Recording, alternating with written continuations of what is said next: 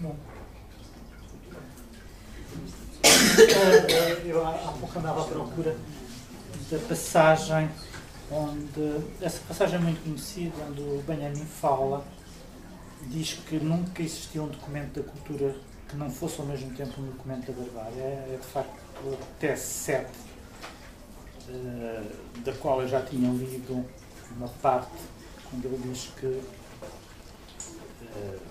onde fala da identificação do historiador com os vencedores, portanto, esse movimento, nesse processo de empatia com o vencedor, e depois, no final, ele diz o seguinte: quem quer que se refira, portanto, que faça a recoleção das vitórias da história, portanto, os triunfos, participa do cortejo triunfal dos dominadores de hoje. E depois e depois a seguir diz que esse monte de destroços que jazem por terra, a isso se chama o património cultural. De facto, tudo quanto ele reúne, ele, o historiador, com o olhar de conjunto do património cultural, revela-lhe uma proveniência que ele não pode considerar sem horror. Tudo aquilo que deve a sua existência não só à fadiga dos grandes génios que o fizeram, mas também à servidão sem nome dos seus contemporâneos. E depois aí é que acrescenta: não existiu nunca um documento da cultura que não fosse ao mesmo tempo um documento da barbárie. E como não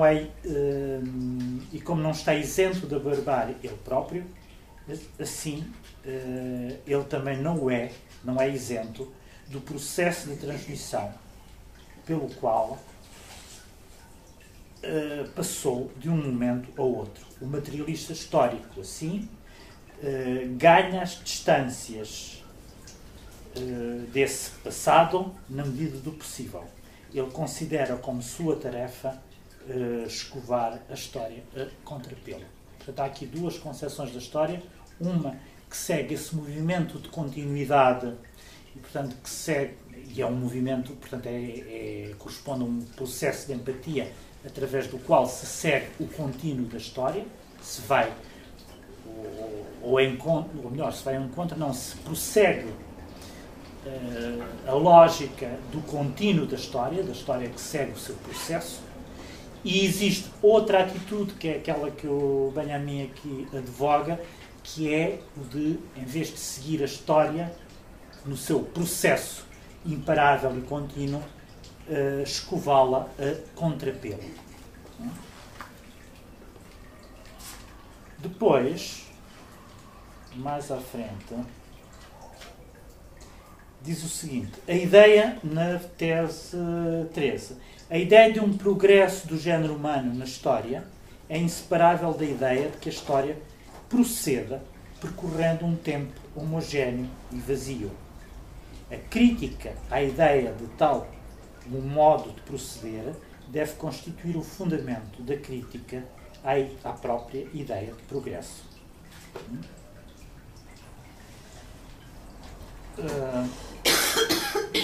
E mais à frente diz o seguinte: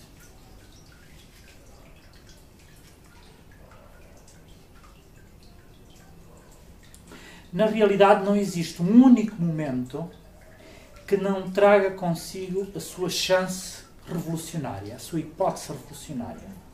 Ela requer apenas ser entendida como uma chance específica, ou seja, como chance de uma solução, e ele utiliza a palavra francesa, como chance de uma solução completamente nova, prescrita por uma tarefa, também ela, completamente nova. Quando eu falei na ideia messiânica da história própria do Benjamin, e essa ideia de que o Messias é uma figura quase imperceptível que pode entrar com a sua força em qualquer momento por uma porta que está aberta, ele só precisa de ser reconhecido, e a hipótese de reconhecê-lo ou o esquecimento de que enfim, de que existe esse momento messiânico é que determina duas atitudes completamente diferentes.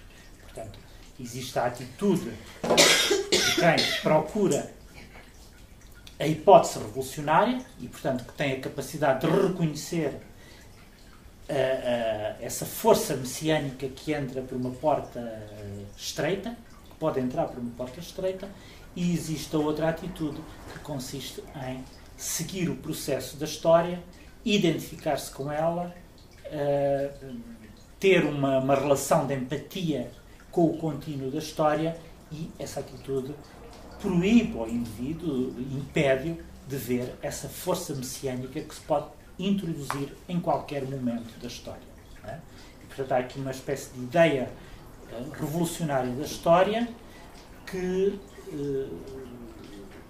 prescreve a possibilidade de todos os momentos históricos poderem ser momentos revolucionários. O que é necessário é uma atitude compatível com essa ideia revolucionária, e aqui, neste caso, essa atitude compatível é uma ideia que parte de uma outra concepção da história completamente diferente, que não é o da história como um contínuo homogéneo e vazio, como ele diz. E, portanto, o que é necessário, no fundo, é, em vez de acompanhar esse movimento da história que não se detém, e por isso é contínua, tentar interrompê-la, tentar interromper o processo. E todo o pensamento do Benjamin parte deste mecanismo que nele é fundamental, um mecanismo quase de tipo intelectual, que é o da paragem. Fazer da paragem um processo um processo revolucionário. Dizer que todo o segredo está em ter um movimento que é dado como natural, que todos aceitamos acriticamente, de maneira acrítica, e que, no entanto, é preciso interromper. Depois, mais à frente, eu estou a ler passagens que me parecem mais significativas, mas já nos materiais de preparação para a escrita das teses sobre a filosofia da história, ele diz: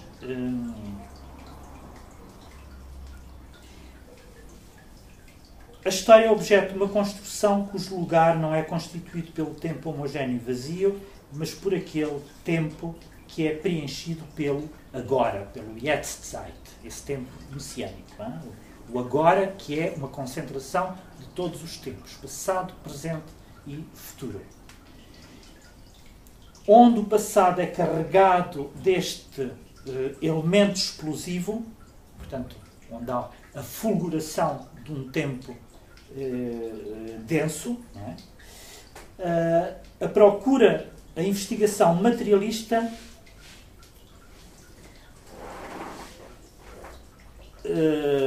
procede interrompendo o contínuo da história. E com este procedimento ela tem como intenção fazer saltar para fora, fazer estilhaçar, fazer explodir o contínuo, fazer explodir do contínuo a época. Ora, esta referência à época é bastante interessante, e mais aqui encontramos um ponto de contacto, de cruzamento com o Warburg, que me parece ser, aliás, eu não tinha falado disso, mas parece-me ser muito importante. A ideia de que uma época histórica não é dotada de nenhuma espécie de autonomia.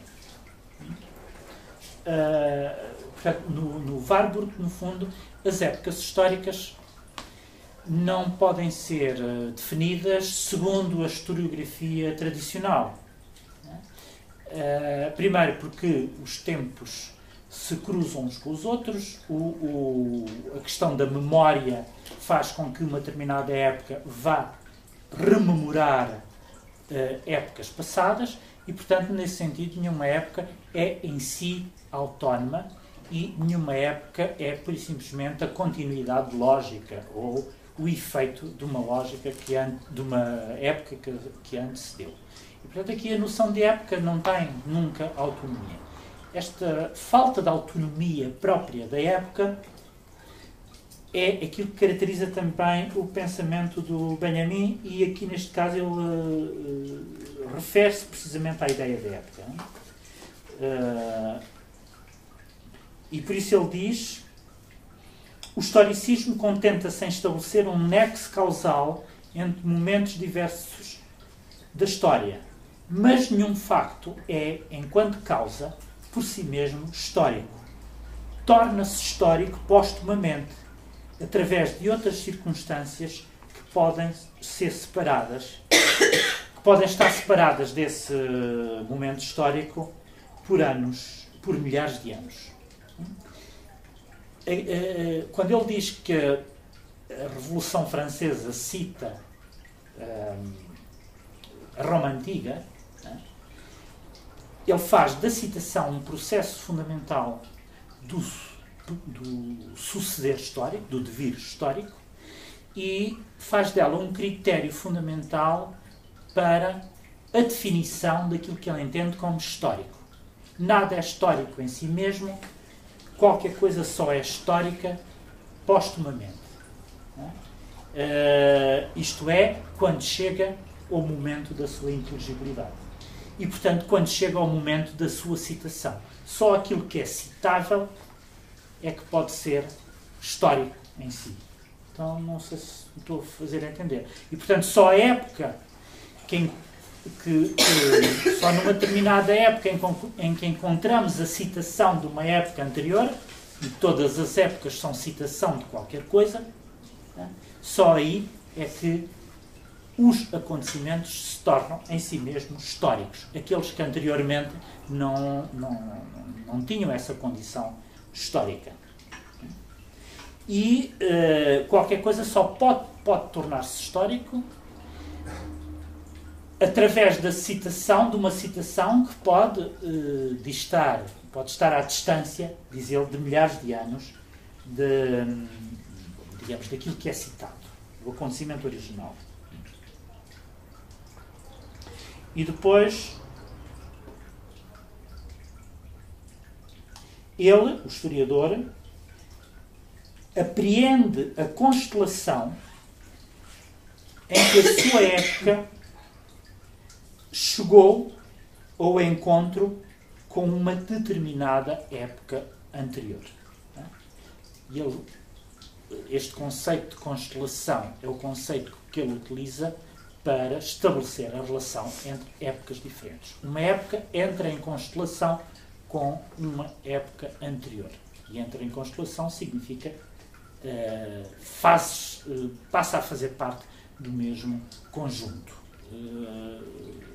Pode ser iluminada por ela, ou melhor, elas iluminam-se reciprocamente.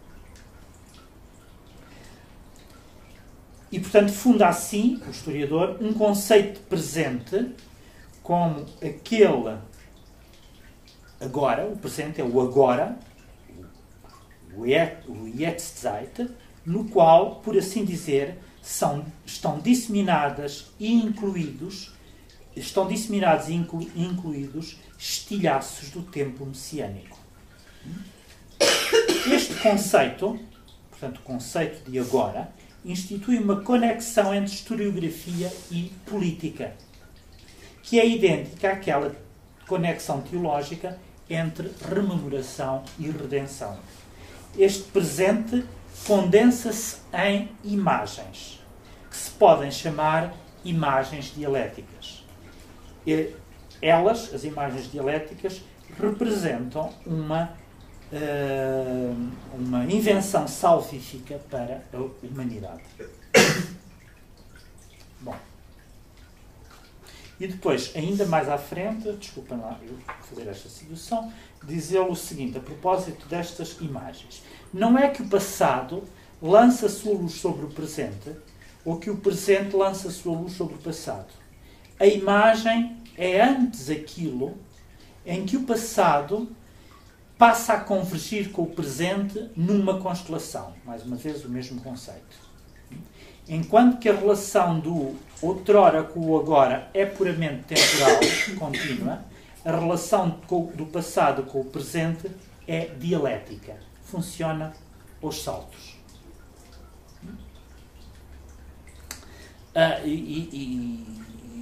Portanto, aqui há muito... a ideia explícita, expressa, da qual nós já falámos bastante, que é a de que, digamos, o tempo histórico, ou pelo menos o tempo histórico que lhe interessa apreender, não é aquele contínuo próprio da cronologia, mas um tempo histórico que rompe com a cronologia e, portanto, com a continuidade. E, portanto, deste ponto de vista, do ponto de vista desta interrupção da cronologia, diz ele, a relação do passado com o presente é dialética, isto é, aos saltos. Mas reparem que aqui a noção de dialética é completamente estranha à noção mais comum de dialética, pelo menos aquela que vem da dialética do Hegel, porque esta é aos saltos. Aos saltos. E, portanto, faz... Primeiro, pode saltar entre épocas históricas completamente diferentes, portanto, que são separadas por intervalos, e porque depois coloca na mesma constelação, faz entrar numa relação,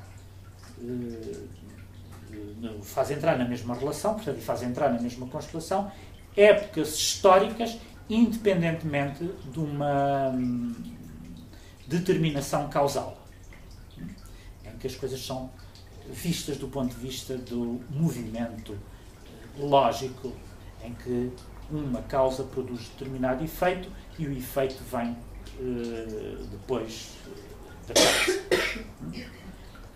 A imagem do passado que fulgura no agora da sua inteligibilidade ou da sua cognoscibilidade é, segundo as suas determinações ulteriores, uma imagem de recordação.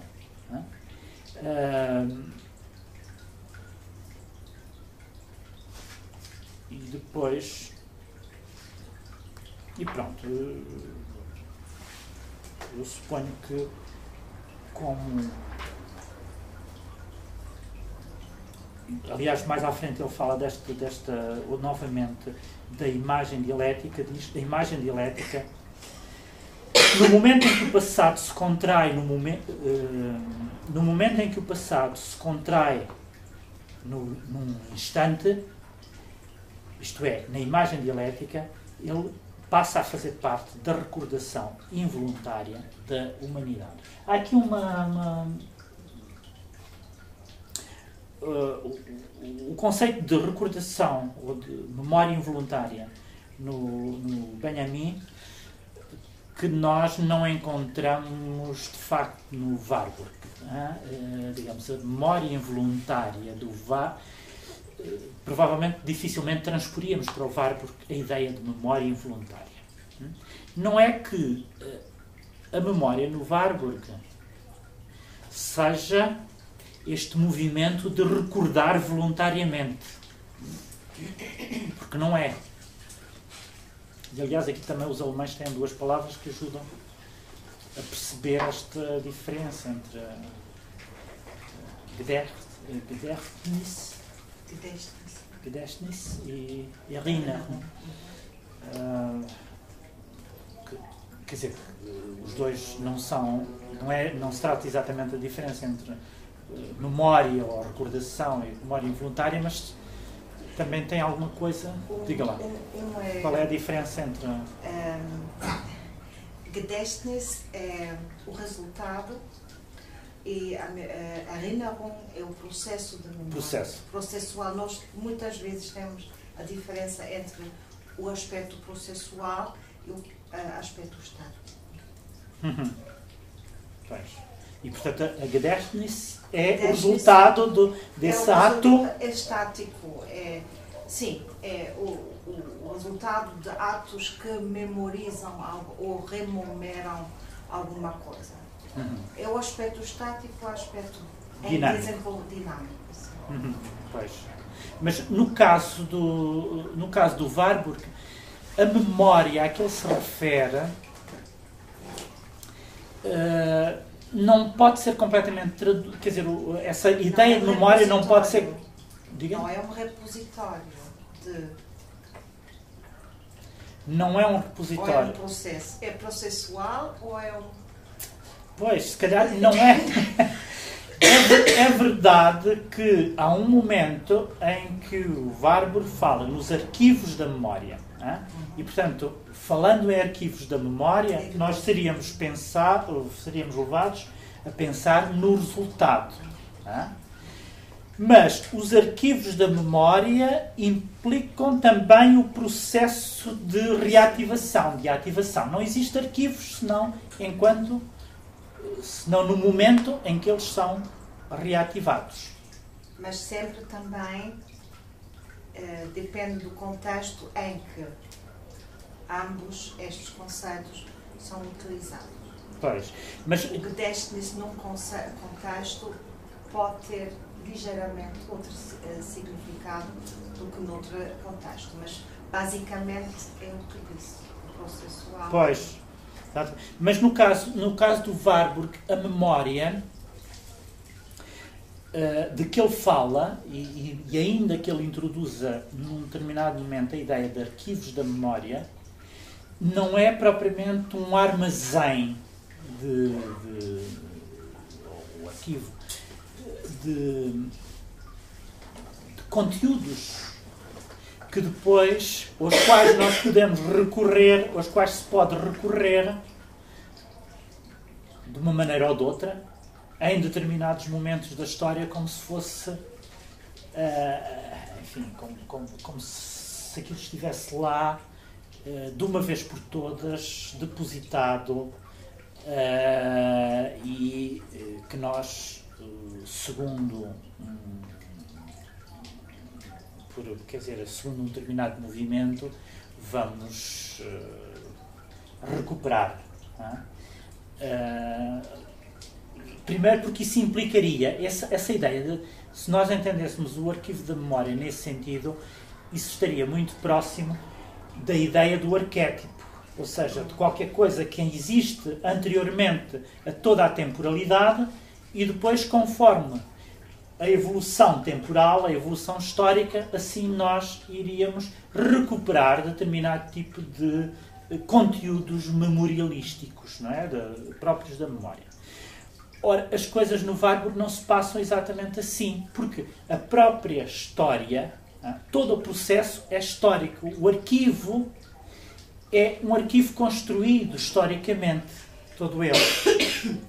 E, portanto, só a história, através desse processo de temporalização, é que dá um conteúdo, é que dá realidade, é que torna presente a imagem, o pathos forma, aquilo que ficou impresso na memória. Não sei se me São estou... obras feitas por humanos de propósito, etc. Voluntariamente e não involuntariamente. Mas eu aqui não arriscaria, sinceramente, a qualquer coisa que me obriga a pensar. Eu não arriscaria a dizer... Quer dizer, não arriscaria a entrar na diferença aqui, a lógica. Memória voluntária e memória involuntária não me parece que ser a mais pertinente para utilizar nesta circunstância. Porque a memória, este tipo de memória involuntária, que tem também uma leve conotação psicanalítica, se quisermos, não é? Uma leve ou uma pesada conotação psicanalítica, seria uma espécie de memória inconsciente. Memória involuntária é também memória inconsciente. Portanto, qualquer coisa que emerge independentemente da nossa vontade. Ora, no Warburg, a época histórica faz recuperar ou vai polarizar determinado tipo de fórmulas de pathos em função das suas necessidades expressivas. E quando eu digo das suas necessidades expressivas, estou mais ou menos a apontar, a remeter para, digamos, o conjunto de conceitos, ideias, daquilo que pode ser pensado e do que pode ser dito nessa época. Reparem, por exemplo, o conceito de episteme. Não andamos aqui longe do conceito de episteme do Foucault, não é? O conceito de episteme do Foucault diz-nos que um determinado discurso, o conjunto de questões que podem ser colocadas numa determinada época são em número limitado, estão limitadas, ou melhor, o conjunto de aquilo que nós podemos dizer de uma época está limitado pelo conjunto de questões que nós podemos colocar. Há coisas que nós não podemos colocar como questão. Aliás, outro dia estávamos a falar a propósito da célebre obra sobre o Rabelais, não é? Ou seja, e a tese do Lucien Febvre de que o Rabelais não podia ser um ateu. O Lucien Febvre não utiliza a palavra do Foucault, a noção de episteme do Foucault, mas, no fundo, projetando nele a noção de episteme do Foucault, poderíamos dizer que o Febvre diz que o Rabelais não poderia ser ateu porque o episteme onde ele se situa não pode contemplar a própria noção de ateísmo. E, portanto, ele refuta a ideia de que Rabelais possa ser ateu. E depois, isto desenvolve a noção de episteme do Foucault, digamos, é uma ideia que também rompe com a continuidade da história. Toda a ideia de história do Foucault é também ela descontínua. Os epistemes são descontínuos, introduzem descontinuidade, mas aí de uma maneira muito mais próxima, digamos, daquilo que são as descontinuidades do pensamento estruturalista, que têm pontos de contacto com esta descontinuidade warburgiana ou com a descontinuidade benjaminiana, mas enfim, também com outras dimensões e com outros elementos. E aqui trata-se, no caso do Foucault, ele fala de uma ordem do discurso, não é? É a ordem do discurso. O episteme é uma determinada ordem do discurso. O que é que pode ser dito numa determinada época e o que é que não pode ser dito? Que interrogações é que nós podemos colocar numa determinada época e que interrogações é que nos são interditas de serem colocadas, porque para elas não temos linguagem ainda. Não temos linguagem. E, portanto, o episteme determina também uma determinada um número restrito de proposições, de formulações, de palavras, de linguagens, de questões, e quando se passa para um episteme diferente, isso significa que as interrogações que podem ser feitas já são diferentes. E essas interrogações, podendo-se fazer novas interrogações, podem-se também dar novas respostas. E essa era, digamos, é assim que ele traça a arqueologia do saber. Portanto, há coisas que não podem ser sabidas, passa-se para outro domínio do saber, porque passa a ser possível também um novo tipo de interrogações e outra vontade, e a vontade de saber outras coisas diferentes. Ora, esta noção Foucaultiana do episteme não é muito diferente da concepção warburgiana de que uma determinada época polariza as fórmulas de pathos em função das suas necessidades. Quando ele diz em função das suas necessidades, ele quer dizer que é em função também das suas possibilidades, em função daquilo que corresponde ao conjunto das proposições, das formulações, dos saberes, dos conteúdos expressivos de que essa época se serve para se dizer a si própria e para dizer aquilo que a preocupa. O conjunto de problemáticas que essa época coloca. Estão a ver? E, portanto, o conjunto de fórmula de pathos que uma determinada época vai ressuscitar ou vai recuperar depende desse processo, através desse processo de polarização, depende das necessidades e de todo o conteúdo, de todo o conteúdo, ou melhor, de todo o conjunto de problemáticas que são próprias dessa época. Daí o facto de, sei lá, a problemática da melancolia, com tudo o que isso tem a ver com uma certa concepção da morte, uma concepção da efemeridade da vida, uma outra maneira de encarar o próprio homem, só aparece no Barroco e não existia no Renascimento, porque aí a visão do homem e do mundo e do universo era completamente diferente. E, portanto, enquanto que no Barroco nós tínhamos, e para utilizar categorias que depois o Wolfram vai desenvolver, enquanto tínhamos o círculo no Renascimento, no Barroco temos a elipse, o movimento elíptico. E, evidentemente, depois isto entronca com a astronomia, não é? É a diferença entre a astronomia kepleriana e a astronomia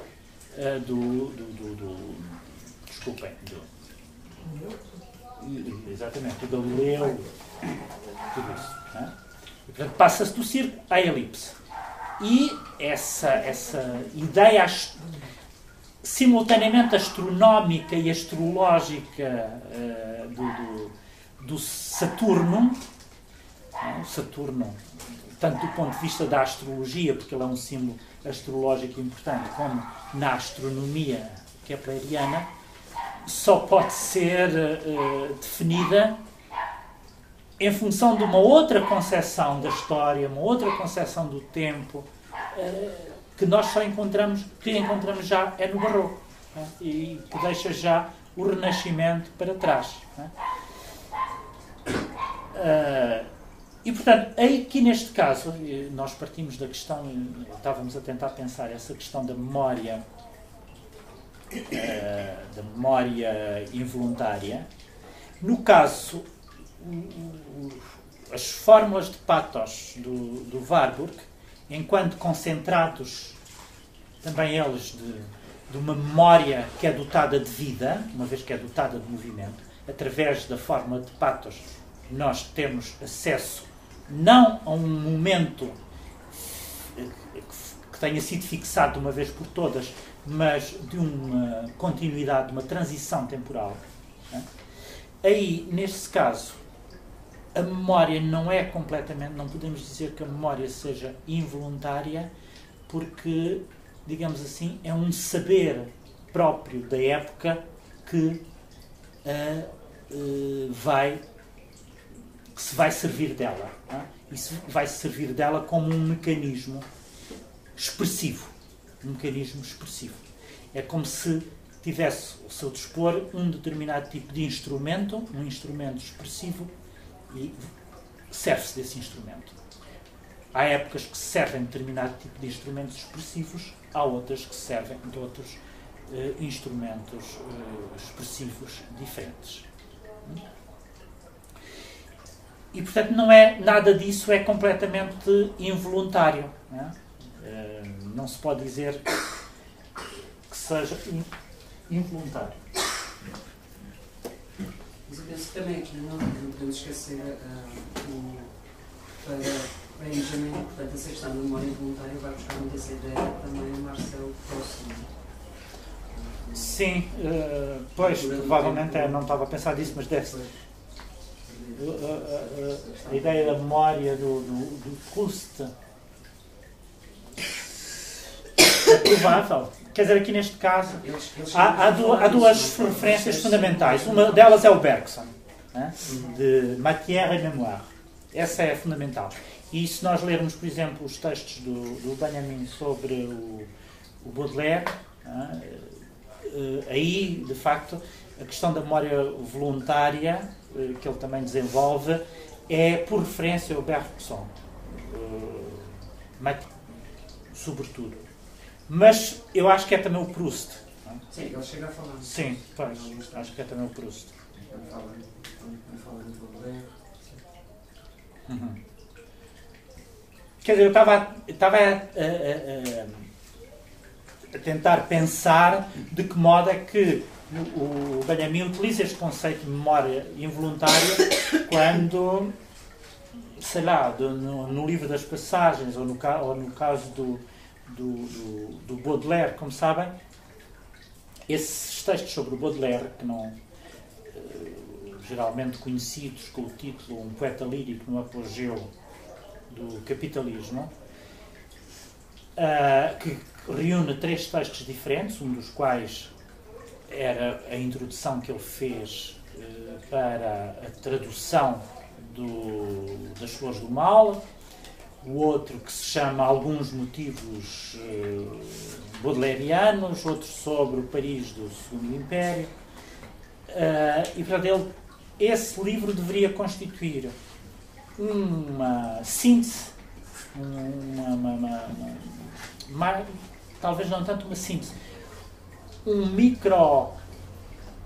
um exemplo abreviado do próprio modelo do Livro das Passagens. Portanto, ele não acabou o Livro das Passagens. Não se sabe muito bem como é que aquilo seria se ele tivesse chegado ao fim do seu trabalho. Mas sabe-se que os textos sobre o Baudelaire correspondiam a uma espécie de abreviatura, modelo reduzido daquilo que seria o Livro das Passagens. E, portanto, é esse livro que nos ajuda, de certa maneira, a reconstituir o Livro das Passagens. E aí, enfim, esses textos são muito importantes, precisamente porque, primeiro porque ele leu o Baudelaire de uma maneira completamente nova. Na altura era uma novidade absoluta ler o Baudelaire assim. Um Baudelaire tão voltado para a vida moderna, tal coisa nunca tinha sido concebida por ninguém. Um Baudelaire quase lido sociologicamente e o poeta que representa o seu próprio tempo, mas um tempo completamente moderno e que sonha precisamente com a época seguinte. E, portanto, aparece-nos um Baudelaire que, enquanto dandy, enquanto flaneur, que é o indivíduo que faz a glorificação do fetichismo da mercadoria que ele descobre precisamente nas passagens parisienses. E aí, nesse caso, a memória... Mas eu teria... Desculpa, eu ia pôr-me a especular, se calhar o melhor é ser prudente e não me pôr a especular. Nunca pensei bem esta questão, provavelmente ela até está estudada, mas eu não tenho presente neste momento os textos. Portanto, teria que ver toda essa questão da memória involuntária. O que eu estava a dizer em relação ao Warburg é que, em relação a ele, a memória não é completamente voluntária nem completamente involuntária. Parece mesmo que essa diferença não é pertinente para analisar o Warburg e, sobretudo, para ver o modo como as imagens se polarizam, aquilo que ele chama de polarização. A polarização implica o contacto com a época. Isto é importantíssimo e um conceito, digamos, é um conceito fundamental do Warburg, este de polarização. E aqui também, mais uma vez, temos uma palavra que pertence a um vocabulário também, da energia, da eletricidade, etc., como nós falamos do polo negativo e do polo positivo. Portanto, aqui a polarização implica sempre contacto. Contacto. Portanto, a possibilidade de restabelecer uma determinada energia através do contacto. E era este contacto que eu estava a dizer que tinha muito que ver com o conjunto de problemáticas que uma determinada época coloca para si própria, aquilo que ela pode ou não pode, enfim, o conjunto de problemas que ela pode pensar, que está em condições de pensar, que quer pensar, e que a leva a ter determinado tipo de necessidades expressivas e, portanto, a servir-se de alguns mecanismos e a abandonar outros. A abandonar outras ferramentas, digamos assim.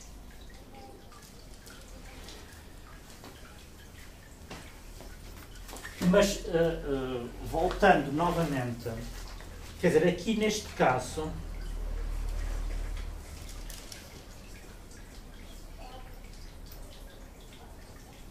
há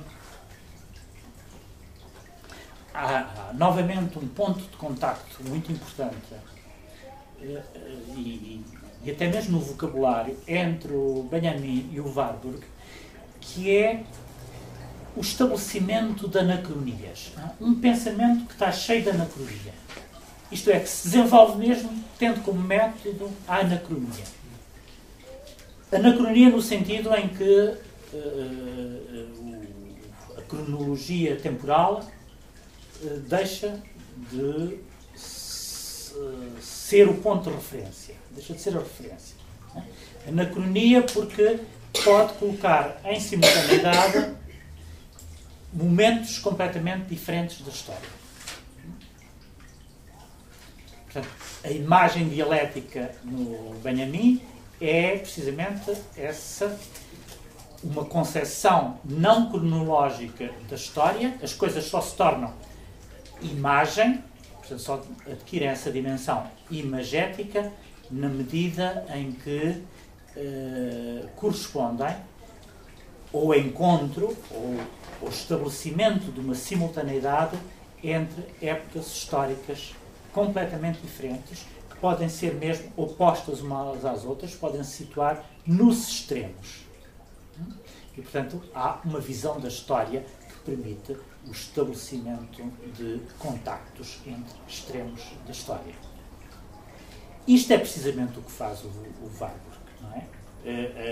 A imagem enquanto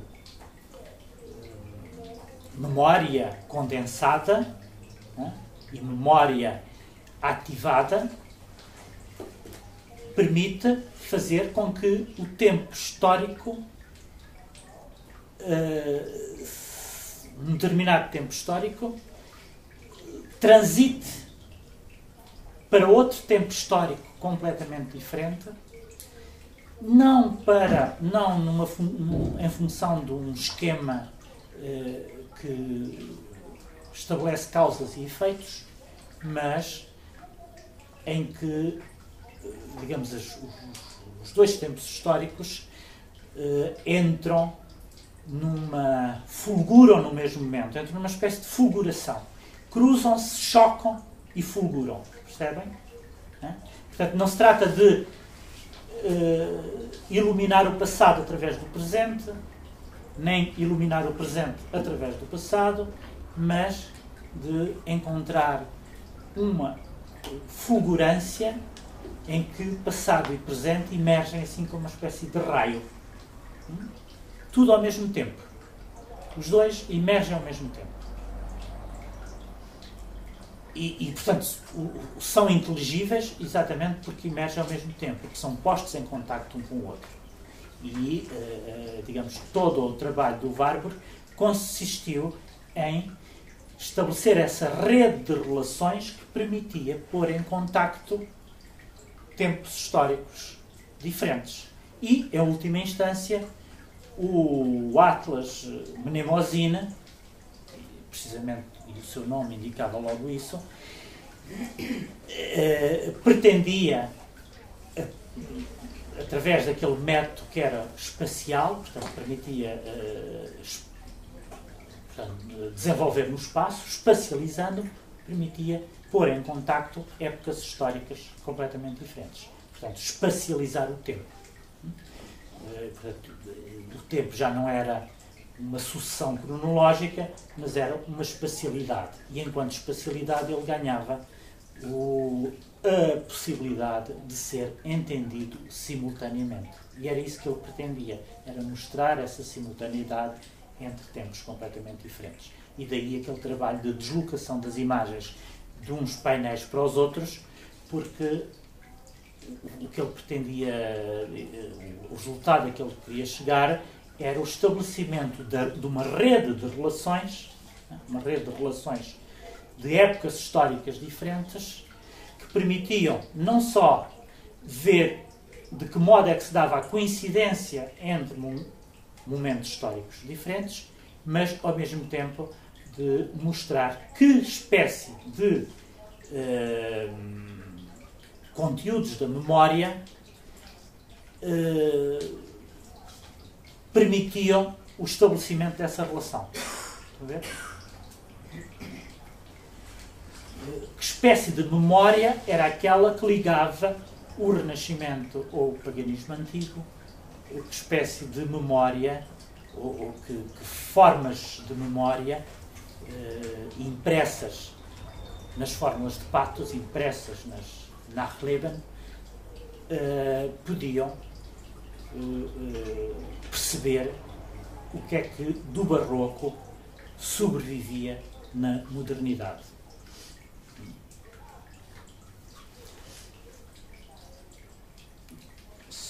Eu tenho noção que...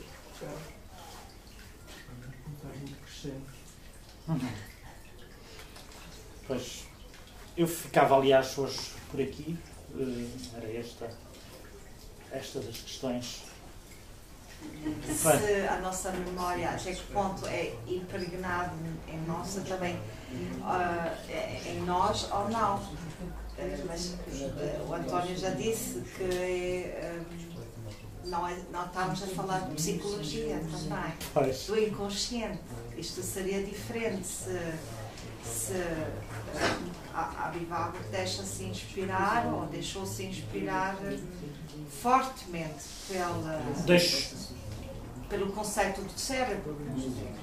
Pode ser, não sei. Não, digamos, o Warburg de facto deixou-se inspirar pelo conceito de inconsciente do Freud, mas modalizando a coisa de uma outra maneira. Primeiro é o único que utiliza a palavra inconsciente. Evidentemente, o que lhe interessava, sobretudo no Freud e na ideia de inconsciente, era a questão dos sintomas. Percebe? A questão de sintoma. De que modo é que a história pode ser entendida como um conjunto de sintomas. Sintomas que emergem. Mas, enquanto que o inconsciente do Freud, enquanto algo que é completamente estranho à nossa capacidade de manipulação ou de racionalização, aí ele distancia-se dessa concepção de inconsciente. Não lhe interessa, nem é produtiva para o seu trabalho. A sua concepção da história situa-se noutro nível. Primeiro, porque nele está sempre presente entre uma dimensão que é, digamos, essa dimensão do pathos, e aí poderíamos dizer, então aí estamos do lado do inconsciente, por oposição à dimensão do logos, da racionalidade, da ciência, que seria a dimensão completamente consciente. Mas nem a dimensão do pathos no Warburg tem que ver, se sobrepõe, pode ser entendida como aquilo que o Freud chama inconsciente. Não é? Porque o pathos em si já é uma elaboração, que faz uso do símbolo que está a meio caminho entre uma coisa e outra. E ele próprio diz, a propósito do ritual da serpente, foi encontrar uma tribo que estava a meio caminho entre as forças completamente demoníacas e obscuras, e, portanto, a fase oposta à ciência, e, portanto, estava a meio caminho entre isso e o logos racional e científico que depois ele vai encontrar naquela imagem do tio Sam nas ruas de São Francisco, que tem por cima os fios de eletricidade. Bom, e portanto o conceito puramente do inconsciente, assim, traduzido de maneira demasiado pura, não lhe interessa. Simplesmente há todo um vocabulário da psicanálise, por exemplo, quando ele se define como psicohistoriador, evidentemente, que tem como objetivo diagnosticar a esquizofrenia ocidental. Isso não é indiferente às leituras que ele fez do Freud. Mas, sobretudo, o que lhe interessa é uma concepção sintomática da história. A história é um conjunto de sintomas. E é esses sintomas que é preciso apreender. Agora, esses sintomas são formações completamente inconscientes? Não. No Warburg, esses sintomas não são formações completamente inconscientes, no sentido freudiano. Muito embora aqui a palavra sintoma possa ser utilizada, parece-me a mim, mas não recobre totalmente aquilo que o Freud entendia por sintoma ou entendia por inconsciente e o sintoma como formação do inconsciente. De resto, se há alguma coisa do Freud que o Warburg recupera e se torna importante, é uma concepção também ela do tempo que não, ou melhor, uma concepção do inconsciente que não conhece o tempo. Nós podemos estabelecer um paralelo entre esta concepção de uma história universal que nos dá em simultaneidade, onde se pode estabelecer uma simultaneidade entre tempos completamente diferentes, e, por outro lado, o inconsciente freudiano que não conhece o tempo. Mas esta ausência de tempo do Warburg, quer dizer, é a ausência do tempo, é mais uma ausência de cronologia, é uma ausência de cronologia, esta cronologia que nos serve geralmente para a narrativa histórica, para fazer a narrativa histórica. Mas depois ele está sempre atento à historicidade, ele nunca perde de vista a historicidade. Não é?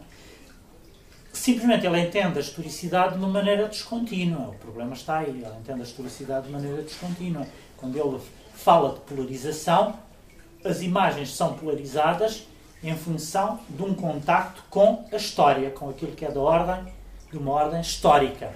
Né? E que só podem ser formações próprias da história, não são formações arquetípicas de um tempo mítico anterior a toda a história. Né? São formações históricas e que têm conteúdos que são conteúdos históricos. E por isso ele relaciona-as sempre com momentos históricos. Seja ela a antiguidade pagã, é um momento histórico, o Renascimento é um momento histórico, o Barroco é um momento histórico, o Romantismo é um momento histórico, o Impressionismo é um momento histórico, etc. Simplesmente o modo como a história da arte, por exemplo, estabelece esses vários momentos mais ou menos canónicos de toda a história da arte, é segundo uma lógica da causalidade, em que umas coisas se sucedem às outras e portanto, o momento anterior influencia o momento posterior. Ora, aqui no caso do Warburg, essa ideia de influência está completamente posta de parte porque ele introduz a descontinuidade. Introduzida a descontinuidade também não há influência, porque a influência implicaria a cronologia e implicaria o movimento das causas e dos efeitos. Aqui é descontínuo, não pode dizer que o Barroco ou a Antiguidade pagã influenciou o Renascimento, porque o movimento é exatamente inverso. Foi o Renascimento que necessitou da Antiguidade pagã para fazer emergir aquilo que eram as suas formas expressivas típicas. Típicas, isto é, as formas expressivas que lhe eram necessárias ao seu modo de entender o mundo e ao seu modo de entender a arte. Pronto, ficamos por aqui. Obrigadíssimo. Até amanhã. Amanhã terminamos, vamos tentar fazer assim uma síntese mais leve disto tudo e ficamos por aqui.